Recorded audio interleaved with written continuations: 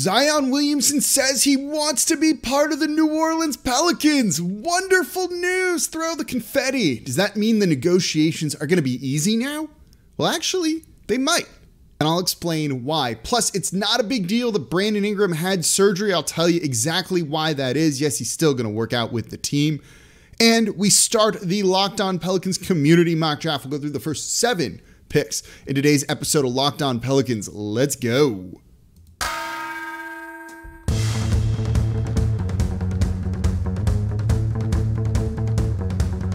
You are Locked On Pelicans, your daily New Orleans Pelicans podcast, part of the Locked On Podcast Network, your team every day. Welcome to another edition of Locked On Pelicans, the daily podcast covering your favorite team, the New Orleans Pelicans and NBA, part of the Locked On Podcast Network, your team every day, available wherever you get your podcasts and available on YouTube. I'm your host, Pelicans Insider, credential member of the media, Jake Madison, at NOLA Jake on Twitter, here with y'all on this Monday. Less than 2 weeks to the NBA draft, and I am excited. But we're going to shove a little bit of draft talk today to talk about bigger stories. Zion Williamson just coming out and saying, I want to be part of this team. Saying, quote, I do want to be here. Sign me up for more Zion Williamson as a New Orleans Pelican. Plus, Brandon Ingram has surgery. It's not a big deal. I'll explain exactly what happened, why he chose to do this, and then we'll start the Pelicans community mock draft. All of the picks are in. Thank you to everyone who participated in it, and we will talk about the first 7 picks leading up to the Pels pick. Today's episode of Locked On Pelicans is brought to you by BetOnline. BetOnline has you covered this season with more props, odds, and lines than ever before. BetOnline, where the game starts. And thank you for making Locked On Pelicans your first listen today and every day. We're here Monday through Friday for y'all, breaking down everything you want to know about the team. Look, it's an intriguing time to be looking at this Pelicans team. Are they going to draft someone? Are they going to trade it? We'll have a show on that too. We've been covering the draft prospects. I've been tweeting out who they're bringing in. We got profiles on all of them. You want to know what's going on with the team? One-stop shop right here at Locked On Pelicans, Monday through Friday. Free, no paywall or anything like that, giving you the draft talk and soon to be free agency talk leading up to all of that. So let's dive right on in to Zion Williamson here. This is a big deal. Zion doing and saying all of the right things. He's at the Dryads YMCA this weekend running a basketball camp, saying first and foremost, this isn't about anything other than he wants to be a pillar in his community. Love hearing that, right? As the saying goes, love New Orleans and it will love you back tenfold, 100-fold. He's doing a whole lot of the right things since the season ended, and he finally spoke to the media. His dad, Lee Anderson, we've heard lots of rumors about the camp, a little bit of worry about him potentially too. Well, guess what? He said all the right things. He was talking about violence in the city and says how it hurts him, and he says, when I say my city, our city, he goes, I say that because we live here. And his family has moved here. They do live here, right? His younger brother, Noah, goes to school here in New Orleans. So they're looking to be fully committed to not just the Pelicans right now, but the city as a whole. That's the type of buy-in you want out of your superstar. And Zion's quote after, when the media was there talking to him after the camp, says, quote, I do want to be here. That's no secret. I feel like I've stood on that when I spoke. It was a long year for me, for rehab and mental battles. I'm fine now. I'm ready to get to work. End quote. Great. Now do it. You still got to do all of that stuff, right? He said things like this before, but look, there's no injuries. There's no whatever the mental health issues were, and those can be a big thing, right? So he's saying and doing all of the right things so far. He's at the facility working out now. You've seen pictures of it. He looks good. He's fully cleared. There's no worry or anything like that. It should be smooth sailing ahead. And with some of the recent reporting, David Griffin on the Ryan Russillo podcast, we talked about this in the live show we did for Thursday Night Friday. By the way, we'll have another live show on Thursday. We're going to do those in the offseason right now, I've decided. He said this is a max player. There was no doubt about that, right? The question was, well, are they going to put some sort of provisions, protections, non-guaranteed money in there, all of that sort of thing? And it sounds like that's not going to be as big of a deal as it maybe once was. Woj said during the NBA Finals that Zion is going to sign an extension right out of the gate. He said the same for John Morant too. So this seems to move us past the whole difficult negotiations part of it, which David Griffin had previously said at his end-of-season media availability. I've seen a lot of people throw out that Joel Embiid contract. I don't know if people fully get how that works with some of the things, right? Zion is going to, if he plays, get max money. If he doesn't play, he's also going to get max money. The way those contracts tend to work is they have injury provisions in there, injury protections in there for the guaranteed money portion of the contract. Now, all of those contracts that aren't fully guaranteed have a guarantee by date. Sometimes it's in the offseason, sometimes it's in like January or during the season, that if you keep a guy on your roster by now, you got to owe him the rest of that money, the non-guaranteed portion of that. So all that those protections do is really kind of lower some of the guaranteed money. That if Zion doesn't play 60 games, the guaranteed money for next season is $15 million of the 40 he might earn. All this allows the Pelicans to do is waive him, cut him, and only pay him 15 and not the rest of it. And then the rest of that money isn't going to necessarily count against the salary cap. So here's the thing why I think that is not needed. And I said this in the live show when this question came up, right? In any world other than a very obvious career-ending injury, and not something that lingers and maybe he could come back from, right? Like something like his leg is cut off. Only then are they going to cut him. If he plays 55 games and his deal is still good through next season, now it's only $15 million instead of 40. Even if he plays 30 games, do you think they would cut him? Do you think they would ever cut Zion Williamson? I don't. I don't at all, right? You're going to ride that contract out and try and get it to work with him. Because frankly, if he's not paying, it's not like you're going to be able to go and sign someone else who's really good. Your team's probably in a little bit of trouble at that point if Zion's not healthy, not playing 3-4 years into this deal. So to argue about the guaranteed money when you know he's not going to get waived, and even if he's injured and you keep him on the roster, which they would, you're going to have to pay him the rest of that. It's not like he only gets part of it then. That's not the way it works. So I don't know if there's much of a point in haggling over some of those protections. Like I said in the live show, that protects Gail Benson. And I don't really care about her money whatsoever, right? They're earmarking this money for Zion Williamson, presumably going to pay him if he's healthy. Well, you can do it if he's not to try and make it work, and you're not going to cut him. It's just not going to happen. You're not going to waive him and be like, well, okay, cool. We only had to pay him $15 million instead of 40. That's never going to happen, barring some other kind of crazy thing. So if that's never going to happen, and like it's less than a 0.5% chance, something like that any of those crazy things would come to fruition, who cares about the guaranteed money? I don't care about Gail Benson's checkbook and the team's finances. That doesn't matter to me when that sort of thing happens. So I'm good. Like, I'm not worried about it. That's why I would give him full 5-year max deal, all fully guaranteed. Let's go. Sign it right now. No player option. As I was saying in the live show, that was a big thing. That's kind of my sticking point is don't give him a player option. Get him to sign the Brandon Ingram contract. Prove that he's all the way in, as David Griffin says. That might be where things get a little bit tight. But they got it with Brandon Ingram. And if they're not going to put in any injury protections or anything like that, give him the fully guaranteed max deal, it hopefully shouldn't be a problem. And so overall, I think that's kind of where I am on his contract. And that's why maybe it's what Woj says. He's going to sign an extension right out of the gate. There's not a whole lot to actually negotiate there when you really start to think about kind of how that contract could work. All right, coming up next, Brandon Ingram. Surgery. You worried? Not worried? I'm not worried. I'll tell you why. Coming up here next in today's episode of Locked On Pelicans. Before we do that, though, today's episode of Locked On Pelicans is brought to you by TrueBill. There's no worse feeling than when you look at your bank account and all of a sudden you realize like $9.99 was taken out, $20 or $19.99, whatever it is, right? It feels like you got scammed. And that's what a lot of those subscription things are. They're scams. So TrueBill is the new app that helps you identify and stop paying for subscriptions you don't need, want, or that you simply forgot about. And on average, people save up to $720 a year with TrueBill. Companies make subscriptions hard to cancel, so TrueBill makes it incredibly easy. Just put your subscriptions in, and you can cancel them in one tap, and TrueBill is going to take care of the rest. Plus, there's a TrueBill concierge there when you need them to cancel unwanted subscriptions or sometimes negotiate down certain things and find better deals for you, which the TrueBill concierge can do as well. You want to save on car insurance is a great option. So don't fall for subscription scams. Start canceling today at TrueBill.com/LockedOnNBA. They got over 2 million users, help them save over $100 million. Go right now. TrueBill.com/LockedOnNBA can save you thousands a year. And thank you for making Locked On Pelicans your first listen today and every day. We're here Monday through Friday for y'all, breaking down everything you want to know about the team. You want more draft talk? Well, go check out the Ultimate NBA Mock Draft starting June 16th.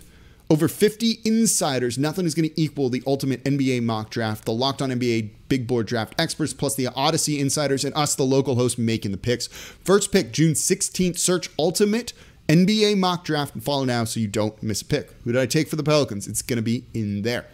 Okay, so Brandon Ingram had surgery, and I forgot to bring up the PR email here, so I'll do that now. I am not worried about this. I had a couple people reach out to me freaking out. Definitely don't need to do it. All right, Brandon Ingram medical update. The New Orleans Pelicans announced today, this is June 10th, that forward Brandon Ingram recently underwent successful surgery on his right fifth finger to address a lexicon fracture. The surgery was performed, but you don't need to know that. The timetable is 6 to 8 weeks. It's his right pinky finger. And you saw him in Game 5 of the playoff series against the Suns. He kind of jammed it or something like that, right? You saw that. He was kind of hurting with it. Still went out and he played. This is not a big deal. This seems like it has to do with him flexing it and it not being able to go straight. And it probably just wasn't healing like he wanted. So surgery fixes it. Just take care of it, right? Don't let this linger. Don't let this become a thing. Let's just kind of take care of it and not have it be a problem whatsoever for Brandon Ingram. So he's out 6 to 8 weeks. Look, that sucks. You'd like him doing some stuff during that time, but it's not like he's going to forget how to play basketball. He's been playing basketball for over 20 years. He will be just fine. I had people message me, DM me on Twitter being like, oh my God, he won't be able to work out with the team and all that stuff. Man, don't worry about that. These guys deserve a little bit of a break. You know, they're not always in the lab putting in insane hours. Sometimes it's the off season for a reason. And think about when the Pelicans went to Nashville last year for those team workouts that had everyone other than Zion Williamson, right? That wasn't until August. This puts him on the timetable to do all of that. That's when that squad really came together, right? Almost like a retreat kind of in a way. That's where Not on Her was really coming from, right? You know, he'll be around the team in Summer League, I'm sure. He just won't be playing with them until later, and that's okay. This is still following the timetable of everything last off season. You know, CJ said he wanted to organize workouts for him, Brandon, and Zion. They'll still get to do that. You don't know if they were going to do that anyway right now, right? CJ's off in Bristol, New York, doing the NBA Finals thing, being a pundit for ESPN and being damn good at it, by the way, and a great representative of New Orleans during all of that. So this still checks out with the timeline that you'd want for these guys. And look, I'd rather him just take care of it and move on. Just get a little bit of a break, right? He'll still do cardio. It's not like he's going to forget how to shoot or anything like that.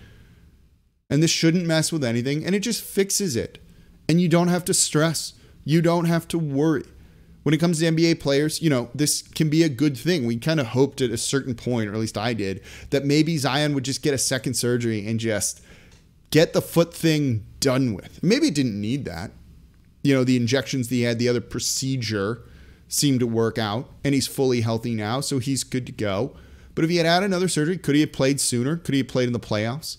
All of that stuff, and we don't know, and it doesn't really end up mattering, but sometimes it's better just to fix these things.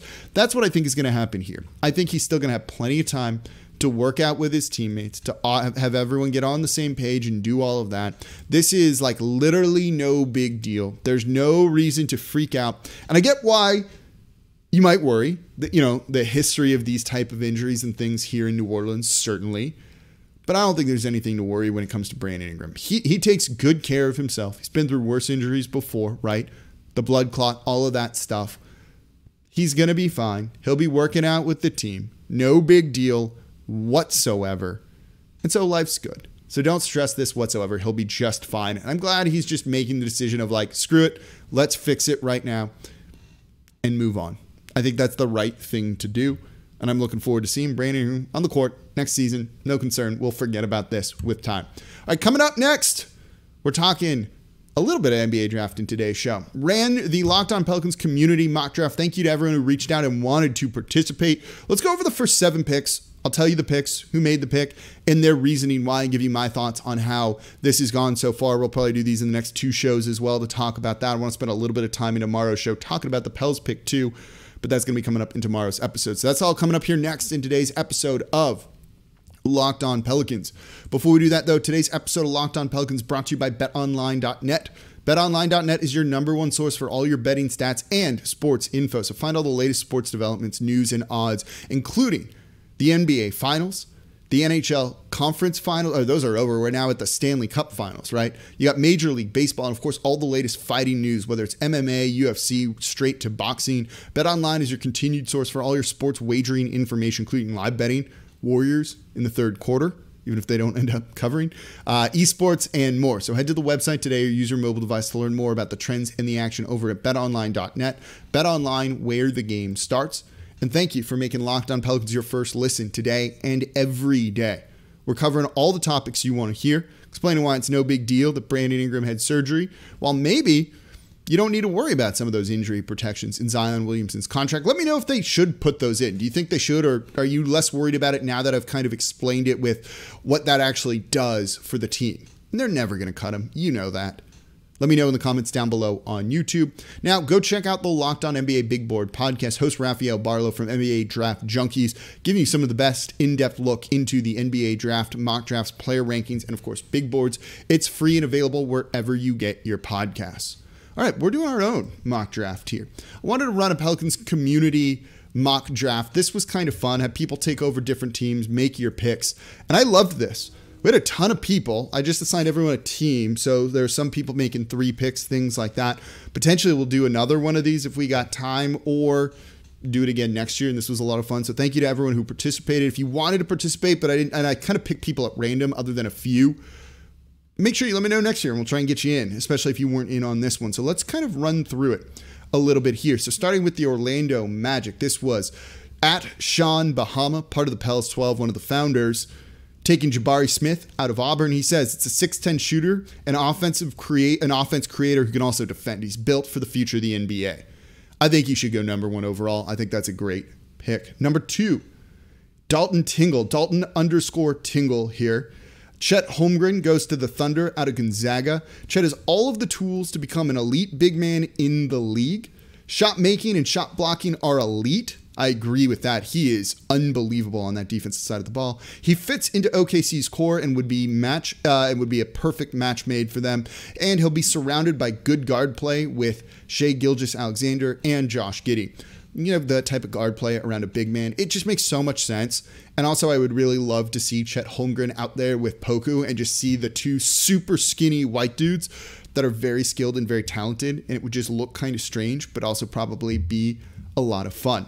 Coming up at 3rd, it's at Otro_Jose_Mas_, picking for the Houston Rockets at 3, and he goes with Paolo Banchero, Duke. I love his reasoning for this, because he's the best player available. Sometimes you don't need to overthink it. There's a tier of 3 guys, kind of 4 guys if you want to include Jaden Ivey in that. You may as well take the best one when you're 3rd. Just get talent, right? That's what you need to do in some of those picks right there. And at that point, it's definitely Banchero above Jaden Ivey in my book by not an insignificant margin. But Jaden Ivey does go forward to the Sacramento Kings, and this comes from at NOLA Analytics. And he says, according to nearly everyone who's studying the draft this year, there's a top 4 of Smith, Holmgren, Banchero, and Ivey. The Kings have an easy decision to take with the last guy left. For the most part, I think they do. I think they'd like to actually trade back 1 or 2 spots and probably pick up something else potentially with the Indiana Pacers if they really want Ivey and he makes a lot of sense for them. I could also see them going with a guy like Keegan Murray, just some depth on the wing who will start on day 1 for them. And they're a little bit of a crowded backcourt, right? Davion Mitchell, De'Aaron Fox. Do you need Jaden Ivey there too? When you have Sabonis, do you try and go with maybe the best player that you can plug in? And that could be Keegan Murray, who I think is going to be a very solid pro. And Keegan Murray does go 5 in our Locked On Pels mock draft here. It's at Man of God 888848 at the end of that. It takes Keegan Murray and says, he's drafting Keegan, Mr. Analytics Murray, who led the country in PER and is the highest floor prospect in the lottery. I agree with that. There's almost 0 chance he fails. I don't know how much more room he has to grow, but what he does already is excellent. And he says, though, he thinks that he'll actually go 4 and be paired with Sabonis. So he didn't want to screw up the draft board here and decided to take Keegan Murray 5 for the Pistons. But I think that makes sense. He'll start for them. He'll play. He's going to be a very good professional NBA player. 6, Shaedon Sharpe going to the Indiana Pacers. It's at Summit_06. And he says, reason he's picking him here is, where my reasoning go is, because he's matching up in a backcourt with Tyrese Halliburton, and Sharpe would be a great fit. He's a playmaker and a shooter with a high, and could be a high upside scorer. Dude's shot is awesome. I get all the other concerns, and I recently said the Pelicans brought him in for a workout. I'm very high on him. I have him as the 5th highest guy on my board. Here he goes, 6th. I think Indiana, if he's there, has to take him and kind of swing for a guy that like drips in all NBA potential in my book. He's going to be that good of a scorer and has the size is there. All the defensive tools are there too. And then 7. And I think this really is where the draft starts, right? Like I think those were the first 6 picks, the guys we went over: Smith, Holmgren, Banchero, Ivy, Murray, Sharpe, in some order. But I think those are probably the 6 guys. 7 is where it gets interesting. And this is probably where the draft starts with the Portland Trailblazers. 1, they might try and trade the pick. And 2, they could go in any number of directions here. I've looked at mock drafts. I've seen mock drafts, right? They could take a guy like Benedict Mathurin. They could take a guy like Dyson Daniels, right? They kind of need a center. Maybe they go with Jalen Duren. But here, it's at Evan MPDX, artist who's been a friend of the Pels 12. Awesome dude, met him in person. And he has them taking Jeremy Sochan out of Baylor. It's no doubt that I'm high on Sochan here. The Blazers have finished 29th in defensive rating each of the last 2 seasons. Going into next season, the team will be married to a Dame and Anthony Simmons backcourt.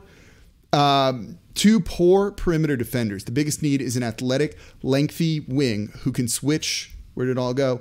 Who can switch onto multiple positions in the pick and roll. And that's why with the 7th pick, my Portland Trailblazers select Jeremy Sochan out of Baylor.